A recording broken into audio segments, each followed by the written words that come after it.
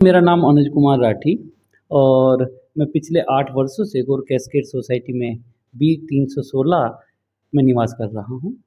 मेरी शैक्षणिक योग्यता जो है वो PhD in organic chemistry, Europe से पोस्टडॉक और एमबीए मार्केटिंग एंड ऑपरेशन से एंड लीगल स्कॉलर है। वर्ष 2019 में मैंने सोसाइटी के बोर्ड सदस्य के रूप में इलेक्शन लड़ा था और उसमें मैं चयनित हुआ था, जिसमें गौर कैस्केड निवासियों ने मुझे भरपूर स्नेह और समर्थन दिया था। इसके फलस्वरूप मुझे सचिव का दायित्व सौंपा गया था। तत्पश्चात वर्ष 2000 मुझे याद आ रहा है 2022-23 में मुझे अध्यक्ष के रूप में सेवा करने का मौका सभी निवासियों ने दिया।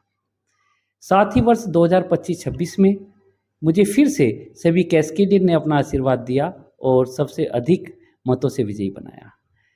वर्ष 2019 से 23 में संकल्प के सदस्यों ने एक साथ मिलकर सोसाइटी की बेहतरी के लिए बहुत सारे ये कहूँ कि अनेकों कार्य किए, जिससे सोसाइटी उच्च स्तर पर पहुंची।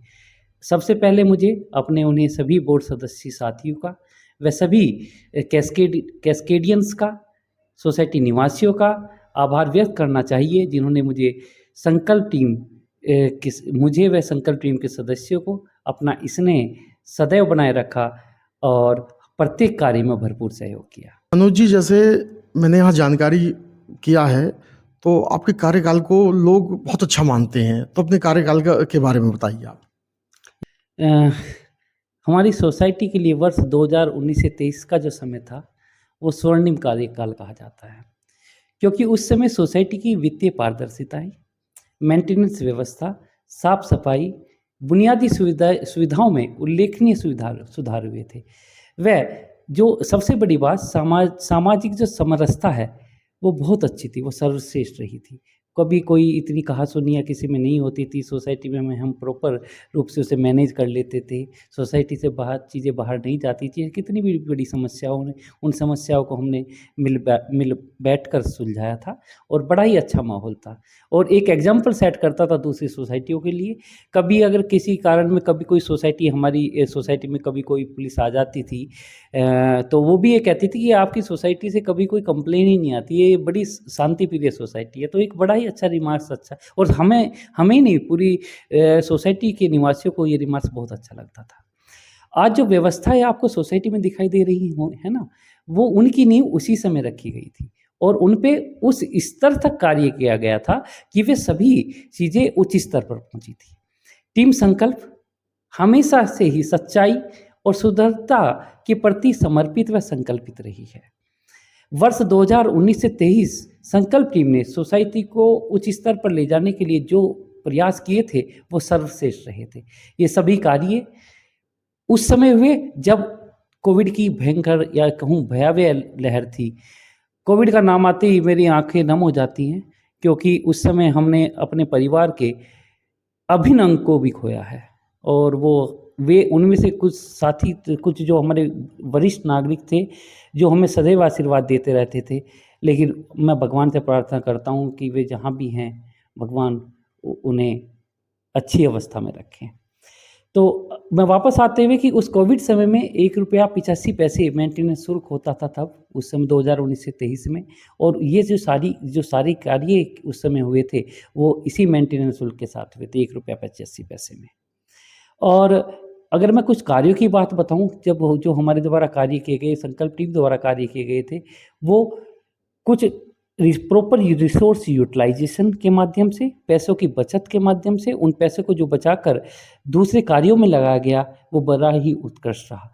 अगर मैं थोड़ा एग्जाम्पल दूं तो 2019 से पहले डीजी के चार्ज जो थे वो ₹118 पर केवीए हमारे यहाँ लिए जाते थे, लेकिन उसमें से हमने 18, जब बिल्डर हम मेंटेनेंस का हैंड ओवर करके गया तो ₹18 हमने हटाकर उसे ₹100 कर दिया।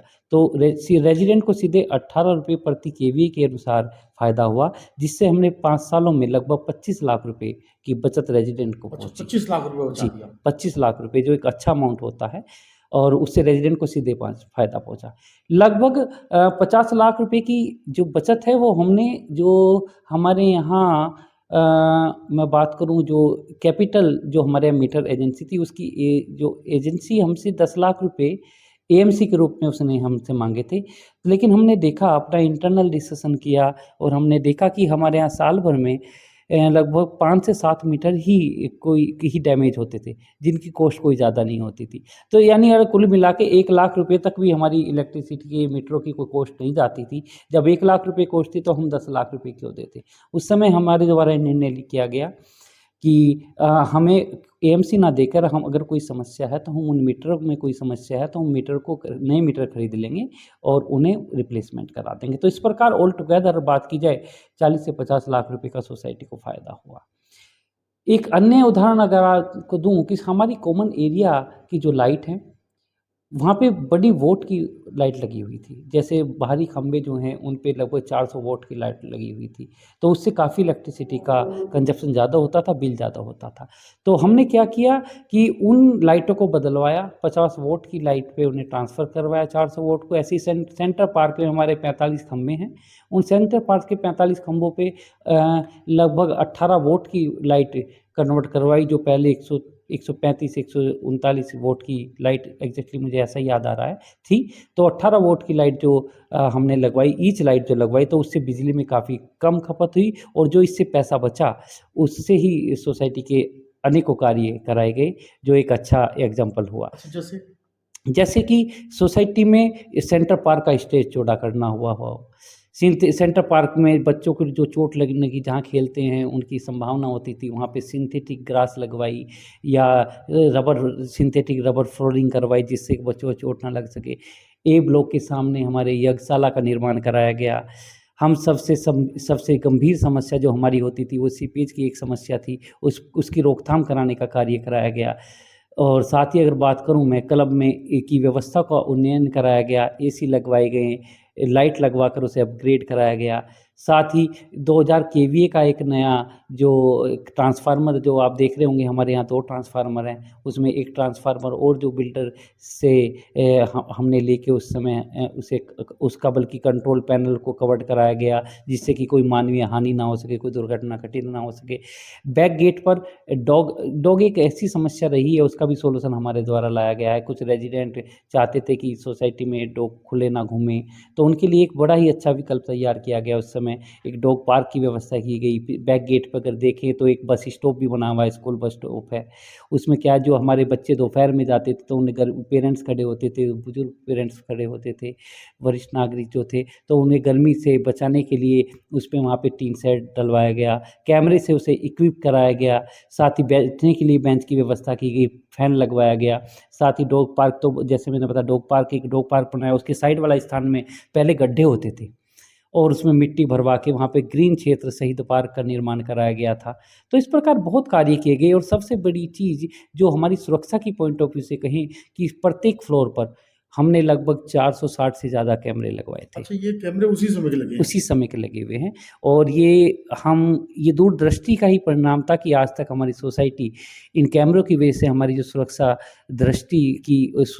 की दृष्टि से बात करूं तो आज तक भी कोई अप्रिय घटना नहीं हो पाई है। और ये एक बहुत अच्छा एक सोसाइटी में सोसाइटी में रहने के लिए, हमारी सोसाइटी में रहने के लिए एक सुरक्षित निवासी स्थल बनाती है।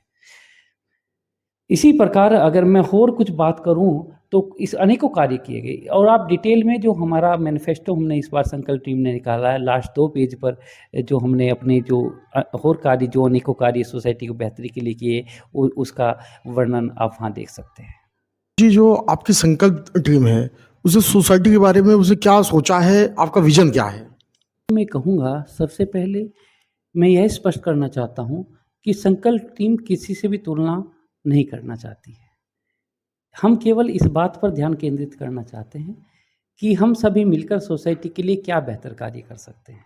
हमारा उद्देश्य केवल सोसाइटी की बेहतरी है और हम सभी मिलकर सोसाइटी के लिए की व्यवस्थाओं को और अधिक व्यवस्थित बनाना चाहते हैं।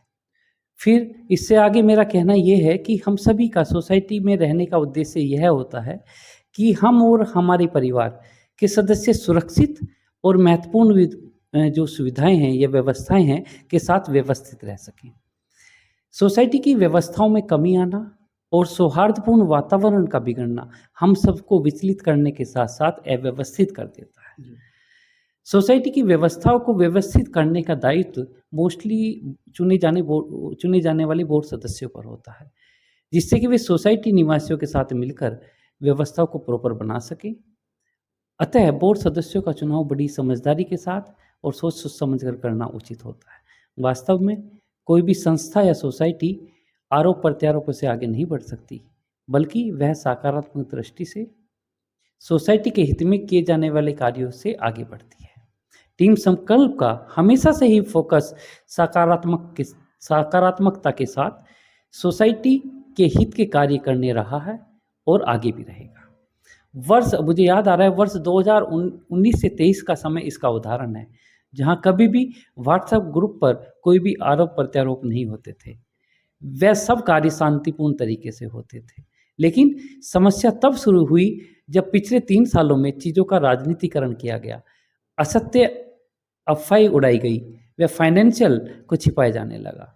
साथ ही पारदर्शिता को खत्म कर दिया गया। इवन बोर्ड सदस्यों को भी जो अगर कुछ फाइनेंशियल के बारे में बोर्ड सदस्यों द्वारा पूछा गया, तो वो पारदर्शिता के तहत कुछ नहीं बताया अच्छा, गया। जैसे अगर आपने कोई जानकारी मांगी तो वो दी गई आपको या नहीं आप लोगों को, क्योंकि आप तो बोर्ड के मेंबर भी रहे ना? नहीं, वो जानकारी नहीं दी जाती थी।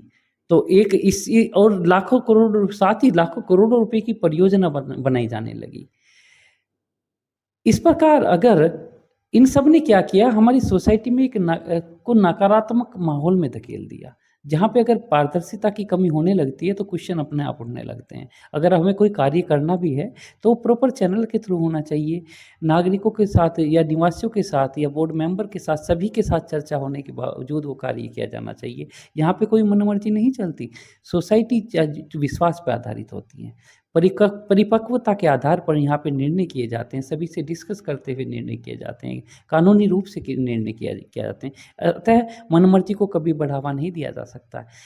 वैसे हम या मुझे मैं ये कहना चाहूँगा कि हालांकि हम किसी आरोप प्रत्यारोप पर विश्वास नहीं करते हैं, लेकिन जब नियमों की अनदेखी होती है और प्रक्रियाओं का पालन नहीं किया जाता, तब गलत को गलत कहने का साहस निवासियों को दिखाना पड़ता है और आवश्यकता अनुसार कानून का पालन करने को और उसे सुनिश्चित करने के लिए आगे आना पड़ता है।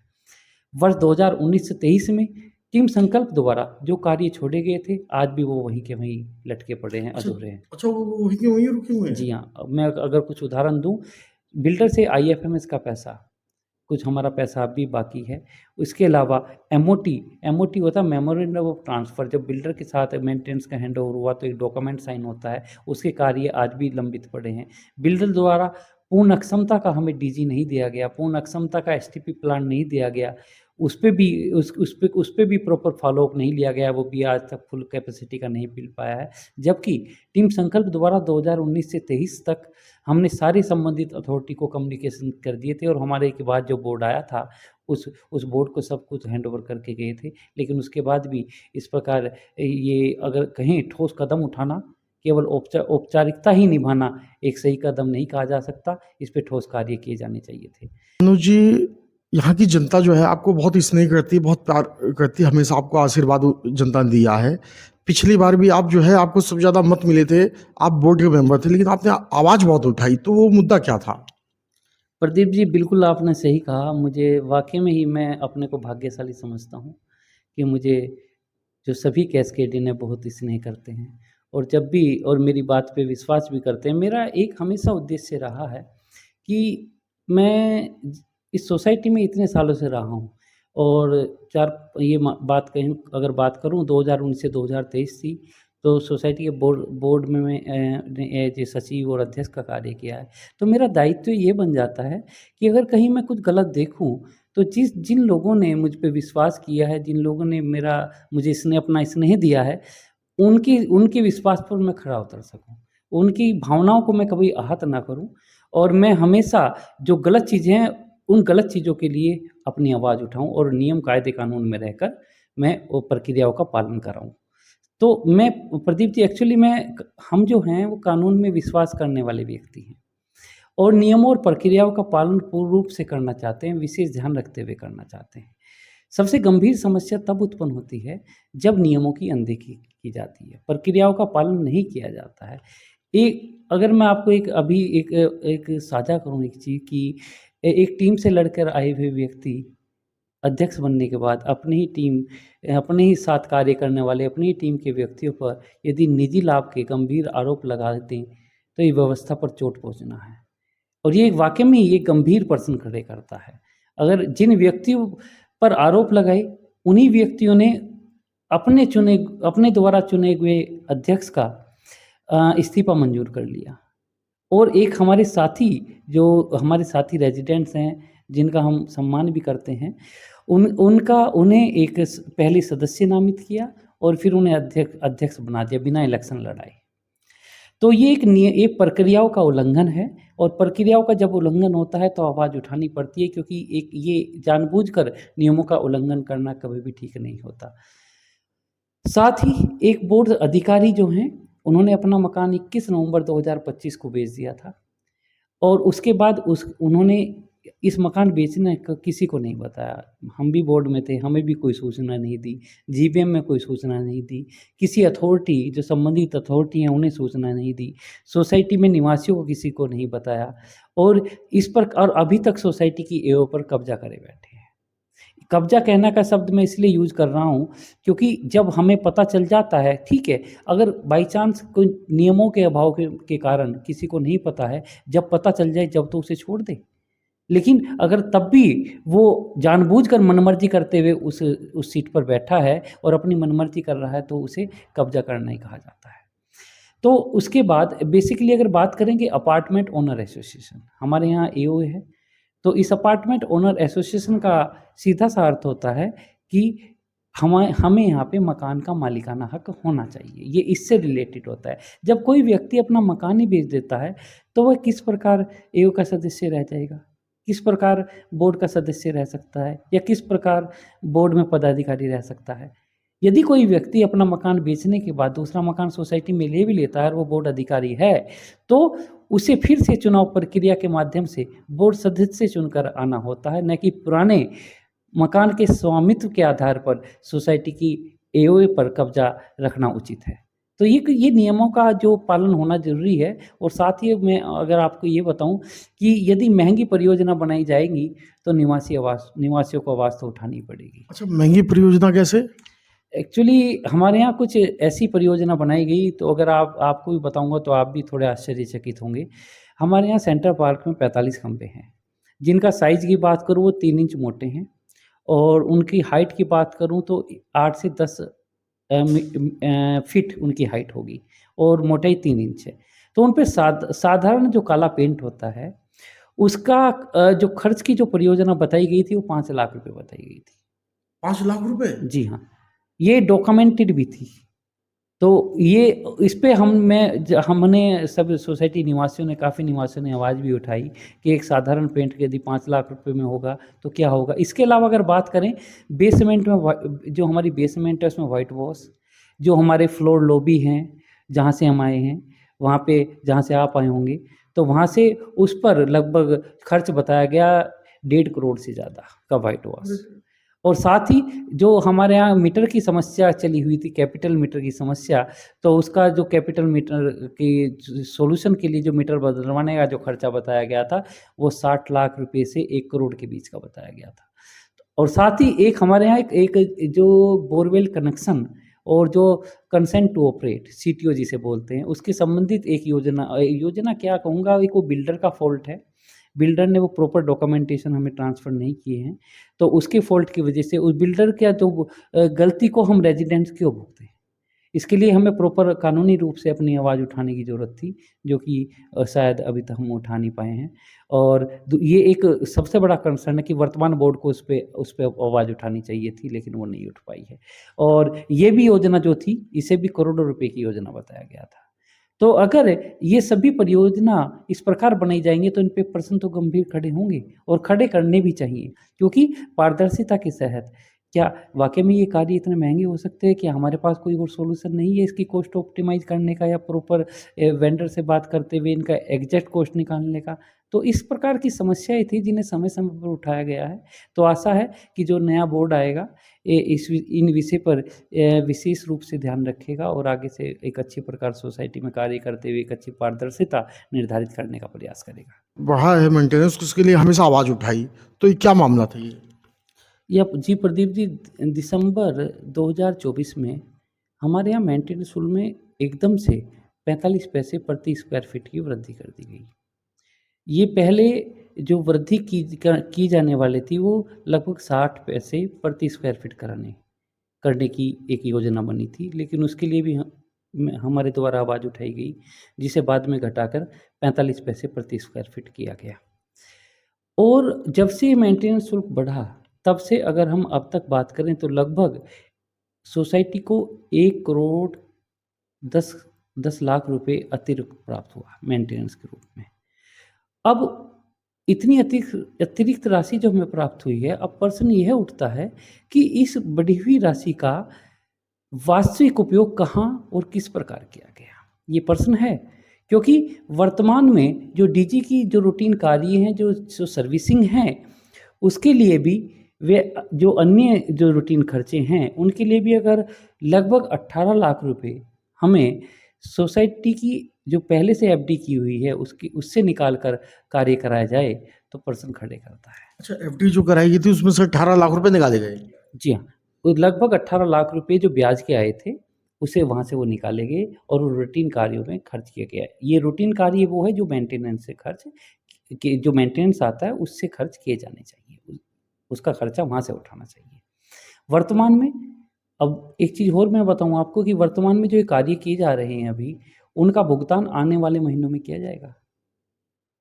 अगर ऐसे में जब आज हमारी वित्तीय स्थिति इस प्रकार है कि हम डीजी की सर्विसिंग भी या अन्य रूटीन खर्चे भी हम एफडी के ब्याज से करा रहे हैं, तो सोसाइटी का प्रबंधन किस ओर जा रहा है?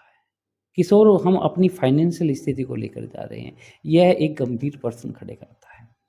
यहाँ कॉस्ट ऑप्टिमाइजेशन, मैं सीधे रूप से कहना चाहता हूँ, कॉस्ट ऑप्टिमाइजेशन व रिसोर्स यूटिलाइजेशन की कमी साफ रूप से देखी जा सकती है, जिस पर विशेष रूप से कार्य करने की आवश्यकता है। कॉस्ट ऑप्टिमाइजेशन का अगर मैं बात करूँ, एक उदाहरण मैं आपको दे सकता हूँ कि वर्ष 2019 में हमारे यहाँ लगभग 84-85 सुरक्षाकर्मी कार्यरत थे, जिसे घटाकर 64 या 65 किया गया था और वर्तमान में भी उतने ही सुरक्षाकर्मी हैं। जो उसका जो अंतर आया था, जो सैलरी देते थे, इस बची हुई राशि का उपयोग सोसाइटी में जो सीसीटीवी कैमरे लगवाए गए प्रत्येक फ्लोर पे, वहाँ पे लगवाए गए थे और लगभग 460 से अधिक कैमरे लगवाए गए थे, जिसका ये दूरदर्शिता का परिणाम था, जिसके कारण आज भी हमारी सोसाइटी में कोई सुरक्षा की दृष्टि से बात करें, बड़ी सेफ सोसाइटी है और आज तक कोई भी अप्रिय घटना आज तक नहीं हुई है। ये भगवान का शुक्र है। अच्छा, ये कैमरे जो है ये संकल्प टीम ने लगवाए थे? हाँ जी, ये तभी के लगे हुए 2023 से पहले ही लगवाए गए थे, हमारे द्वारा लगवाए गए थे।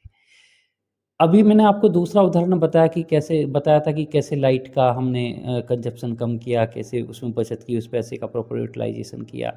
साथ ही अगर मैं कहूँ कि टीम संकल्प का उद्देश्य जो है वो हमारी सोसाइटी के हित को सर्वोपरि रखना है और उचित समय पर उचित निर्णय लेना है। जैसे अगर मैं इसका एग्जांपल दूं, क्योंकि जो निर्णय समय पे ले जाते हैं वो दूरगामी परिणाम उसके आगे भी देखने को मिलते हैं, वो और ये आज हमें देखने को मिल रहे हैं जो 2023 में हमने कार्य किए थे, 2023 तक जो हमने कार्य किए थे।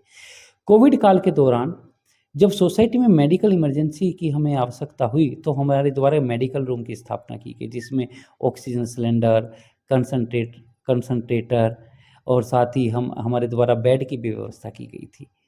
और इसके अलावा क्या किया कि हमारे द्वारा व्हील चेयर, जो जनरल मेडिकल इक्विपमेंट होते हैं, उनकी व्यवस्था तभी कर ली गई थी, जो आज भी हमारे यहाँ उपलब्ध हैं, जिनका रेजिडेंट काफ़ी फ़ायदा उठाते हैं।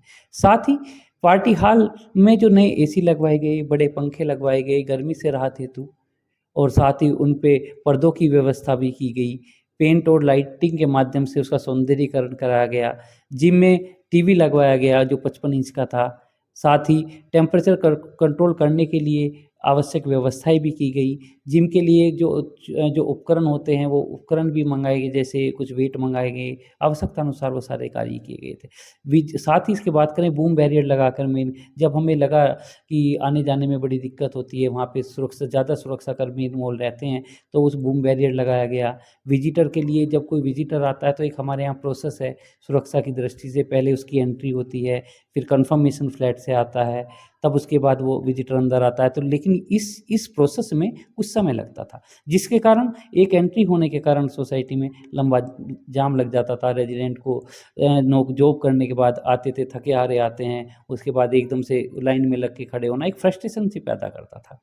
तो इसके लिए एक विकल्प चुना गया कि हमने जो वहाँ पे सिक्योरिटी रूम था उसे मॉडिफ़ाई करा के उसे एक एक अलग रास्ता बनवाया जो विज़िटर एंट्री रखी गई। उसके द्वारा उस विज़िटर सारे उस साइड से आते हैं और जो आरएफआईडी सिस्टम डेवलप करते हुए रेज़िडेंट सीधे गाड़ी से बूम बैरियर उठ जाता है और वो सीधे एंट्री कर जाते हैं।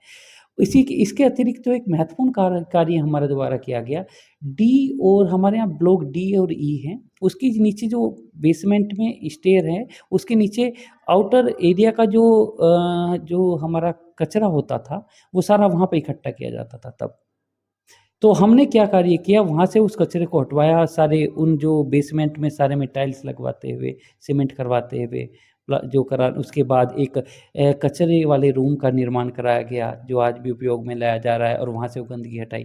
क्योंकि जो डी ब्लॉक और ई ब्लॉक के रेज़िडेंट थे, जब वो सीढ़ियों से उतरते थे या वहाँ पे हमारा एक एओ ऑफ़िस भी था, तो उसमें इतनी स्मेल आती थी, इतनी गंदी स्मेल आती थी कि वहाँ से निकलना बड़ा मुश्किल हो जाता था। तो इस प्रकार के बहुत कार्य किए गए वहाँ पे और जो आज भी जिनके दूरगामी परिणाम देखने को मिल रहे हैं, जो अच्छी अवस्था में हैं। संकल्प टीम ने क्या संकल्प लिया है यहाँ के विकास के लिए? सोसाइटी में हम सभी मिलकर से मेंटेनेंस शुल्क एकत्रित करते हैं और अपनी व्यवस्थाओं को सोसाइटी एक्ट का पालन करते हुए, प्रॉपर यूटिलाइज़ेशन करते हुए, संसाधनों का उचित प्रयोग करते हुए चीज़ों को व्यवस्थित करते हैं। फिलहाल टीम संकल्प के सदस्य जितने भी सदस्य हैं, वो अपना चुनाव प्रचार कर रहे हैं, जिससे कि सभी निवासी टीम संकल्प के सभी 10 सदस्यों से परिचित हो सकें और उनका आशीर्वाद टीम संकल्प के सभी सदस्यों को मिल सके। टीम संकल्प के सभी 10 उम्मीदवारों के प्रोफाइल सभी कैस्केडियन के विश्लेषण हेतु साझा किए जा चुके हैं। हमने सभी कैस्केडियन से निवेदन किया है कि सभी संकल्पित सदस्यों के प्रोफाइल का आकलन करते हुए वो एक बार फिर से टीम संकल्प के सभी उम्मीदवारों को सोसाइटी की सभी व्यवस्थाओं को व्यवस्थित करने हेतु अपना सहयोग व आशीर्वाद प्रदान करें और उन्हें दायित्व दें कि वो सोसाइटी को आगे बढ़ा सकें। अगर इस बारे में मैं एक बात कहूँ कि वास्तव में सोसाइटी की व्यवस्थाओं को उच्च स्तर पर बनाए रखना कठिन कार्य होता है, जिसके लिए टेक्निकल पर्सन का होना बहुत ज़रूरी है। उनके एक्सपोज़र, उनके जो अनुभव है, उनका प्रयोग में आना बहुत ज़रूरी है। अगर आप संकल्प टीम की देखेंगे, अमित त्रहान जी इलेक्ट्रिकल इंजीनियर हैं, संजीव मलिक जी, मोहित राठी जी, विवेक कौशिक जी इंजीनियरिंग क्षेत्र से आते हैं, उनका बैकग्राउंड इंजीनियरिंग है। अशोक नरवाल जी पीएनबी बैंक के रिटायर्ड सीनियर मैनेजर हैं। निधि जी, वंदना शर्मा जी समाजसेवी होने के साथ-साथ पर्यावरण, संस्कृति और पीपल मैनेजमेंट में विशेष दक्षता रखती हैं। विनोद तेजवानी जी को नेगोशिएशन की महारत हासिल है तथा वे शिक्षा विभाग में निदेशक के पद पर कार्यरत हैं। मैं स्वयं अनुज राठी का मेरा प्रोफाइल ये है कि मुझे विज्ञान और प्रौद्योगिकी यानी साइंस एंड टेक्नोलॉजी, मैनेजमेंट तथा लीगल कंप्लायंस का अच्छा बैकग्राउंड है। ऋषिविज जी आईआईटी क्षेत्र में विशेष योग्यता रखते हैं तथा एक एमएनसी में कार्यरत हैं। कुल मिलाकर टीम संकल्प का जो संयोजन है, अगर आप तकनीकी या गुणवत्ता के क्षेत्र में बात करें, एक बेहतरीन संयोजन है और जो समाज हित में अपनी अक्षमताओं का उचित प्रयोग करते हुए सोसाइटी हित में बहुत अच्छी प्रकार से कार्य कर सकता है। लेकिन यहाँ मैं कहूँगा ये सब सोसाइटी हित में कार्य करने के लिए हमें सबसे पहले कैस्केडियन के आशीर्वाद की आवश्यकता होगी। अगर इस टीम को अवसर मिलता है तो डेफिनेटली ये टीम अपनी ओर से 100% देते हुए सोसाइटी को उच्च स्तर पर ले जाने का कार्य करेगी। अच्छा, यहाँ के निवासी जो है वो टीम संकल्प को ही क्यों चुने? प्रदीप जी, बड़ा कठिन क्वेश्चन पूछा आपने मुझसे। इसके लिए मेरा ये कहना है कि टीम संकल्प के सदस्यों में मजबूत तकनीकी एवं प्रबंधन विशेषताओं का संयोजन है। ईमानदारी, पारदर्शिता और टीम वर्क के प्रति प्रतिबद्धता है, बेहतर बचत योजना है, वित्तीय संसाधनों का कुशल उपयोग करने की एक क्षमता है, समय पर जो वित्तीय रिपोर्ट होती है, जो फाइनेंशियल स्टेटमेंट है, उसे साझा करने की क्षमता है, बेहतर वेंडर प्रबंधन व नेगोशिएशन में महारत हासिल है। साथ ही विकास और सुधार जो पहल होते हैं, जो डेवलपमेंट एंड इम्प्रूवमेंट की बात, इनिशिएटिव्स की बात हम करते हैं, उसमें भी काफ़ी अच्छा उनका वर्क एक्सपोजर है।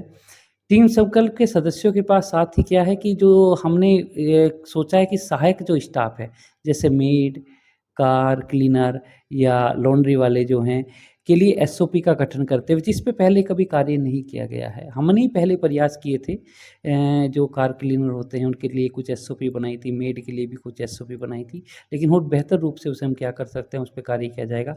सबसे महत्वपूर्ण, बेसमेंट में जो रिसाव समस्या है, जो बरसात में लीकेज समस्या होती है, उस पे हम प्राथमिकता के आधार पर हल करना चाहते हैं, क्योंकि ये एक ऐसी समस्या है कि जल रिसाव के कारण इसके लिए हमें शायद थर्मल इमेजिंग जैसी वैज्ञानिक तकनीक के माध्यम से हमें कुछ इसके रूट कोज का पता करने की आवश्यकता है। हम इसके समाधान पे भी कार्य करने को हम जो है प्रतिबद्ध हैं।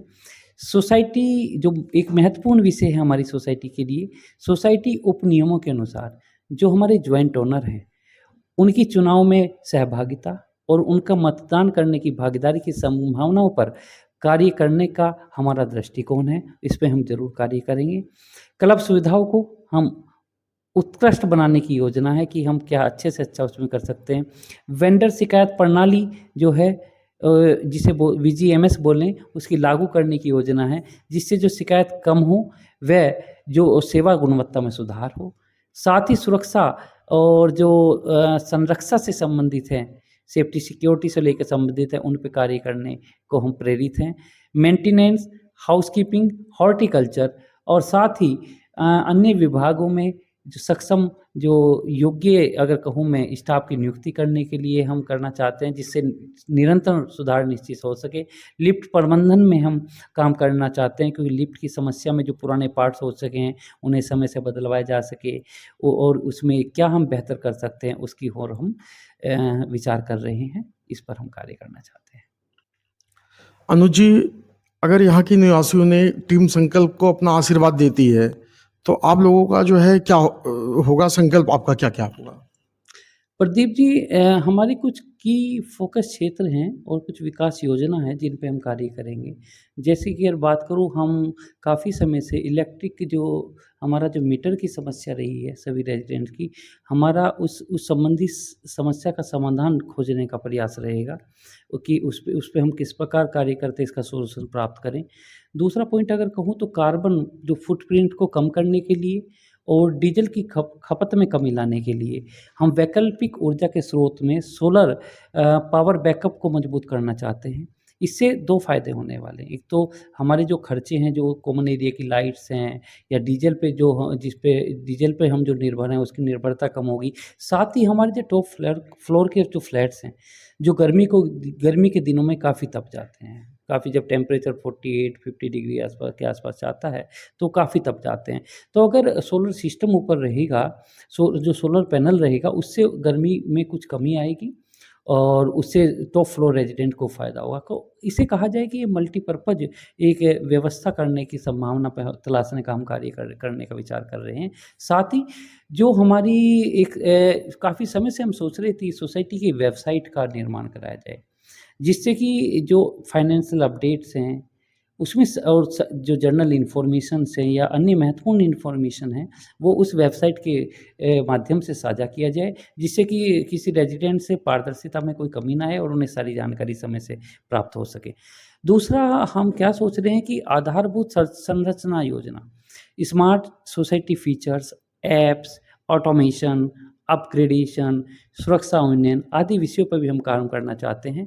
साथ ही जो हमारा जो मेंटेनेंस शुल्क जो बढ़ाया गया था, उसकी हम विस्तृत समीक्षा और विश्लेषण करना चाहते हैं। अच्छा, समीक्षा होगी उसकी? जी, उसकी बिल्कुल समीक्षा होगी, क्योंकि इसमें हम क्या सोच रहे हैं कि इसमें वर्तमान शुल्कों का मूल्यांकन किया जाएगा, वास्तविक खर्चों का आकलन किया जाएगा, सेवाओं की जो गुणवत्ता है, उसकी समीक्षा की जाएगी और वैकल्पिक विषयों की खोज शामिल होगी। तो इस प्रकार का कार्य करना है और साथ ही जो हमारे लंबित मुद्दे हैं, चाहे वो एमओटी से रिलेटेड हो या आईएफएमएस से रिलेटेड मुद्दे हों या एसटीपी से रिलेटेड मुद्दे हो या बेसमेंट का जो रिसाव की समस्या हो, संपत्तियों का अपग्रेडेशन हो, दीर्घकालीन संरचना हो, सीटीओ के समाधान उसके उस पे कार्य करने की योजना हो, यूटिलिटी अक्षमता क्योंकि हमारे यहाँ डीजी जो है 1760 केवीए का है और कई रेजिडेंट हमारे साथी रेजिडेंट ऐसे हैं उनके यहाँ 1 केवीए का ही डीजी लोड है। इस स्थिति में एक एसी भी नहीं चल सकता। छोटे-छोटे बच्चे हैं, परिवार हैं, वो समस्याओं का सामना करते हैं। अगर हम सोलर पैनल को लगाने में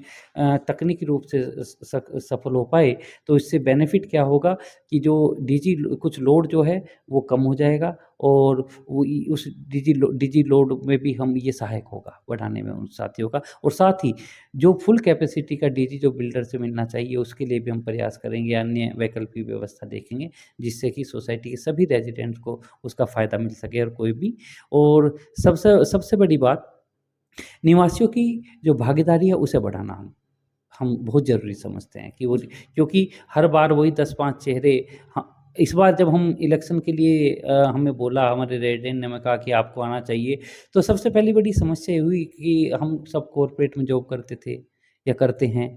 तो उसमें क्या होता है कि आदमी जॉब करके आता है फिर क्योंकि सोसाइटी का कार्य एक सामाजिक कार्य होता है। इस सामाजिक कार्य में आदमी एक लिमिटेड होता है कि वो कितना समय वो दे पाएगा। इसीलिए 10 लोगों का होना और 10 लोगों का चयन भी इसी प्रकार होता है, टेक्निकल पर्सन इसीलिए लिए जाते हैं कि वो थोड़ा-थोड़ा सब लोग सहभागिता के साथ सोसाइटी के कार्यों को आगे बढ़ाएँ और अपना जो अनुभव है उसे साझा करें। अच्छा, आप हमारे चैनल के माध्यम से यहाँ के निवासियों से आपने हमेशा यहाँ के निवासियों ने आपको हमेशा प्यार दिया है, आपने भी उनके हमेशा विश्वास पे आपने अच्छा काम किया है, तो आप यहाँ के निवासियों से क्या अपील करेंगे? एक्चुअली सबसे पहले तो मैं ये कहना चाहता हूँ कि हमारी कुछ प्रतिबद्धताएँ हैं, जिसमें हम निवासियों के साथ खुला और व्यवस्थित संचार निर्धारित करना चाहते हैं। जीबीएम में डेटा आधारित निर्णय साझा करना इसमें से एक है। जानकारी और अपडेट तक आसान पहुँच सुनिश्चित करना हमारा एक उद्देश्य है। कार्यदक्षता जो है उसे आगे बढ़ाना है, कुशल कार्यदक्षता सुचारू रूप से प्रक्रिया को अपनाया जाना, नियमों के अनुरूप कार्य करना, सोसाइटी एक्ट का पालन करना, ये कुछ और निवासियों को बेहतर सेवाएँ प्रदान करना, ये हमारी कुछ मूलभूत प्रतिबद्धताएँ हैं। और एक्चुअली अभी मैं कहूँ कि अब समय आ गया है कि जो पिछले कई सालों से नकारात्मक जो माहौल चल रहा था उससे निकल कर हम आगे बढ़ें और 2023 के बाद जितने कार्य रुके हुए थे, जो इतना काम हम करके गए थे, उसके बाद उन पे कोई ठोस कार्यवाही नहीं हुई, आवश्यकतानुसार कार्य नहीं किए गए, फ़ॉलो अप नहीं लिया गया, उन पे हम कार्य करें और टीम सर्कल का उद्देश्य इसी के साथ उन नियमों के अनुसार कार्य करते हुए जो अपनी व्यवस्थाएँ हैं, उन्हें व्यवस्थित करें, अपग्रेड करें और वित्तीय स्थिति को हम सुधारने का प्रयास करें। ये तो हमारी कुछ प्रतिबद्धताएँ हैं।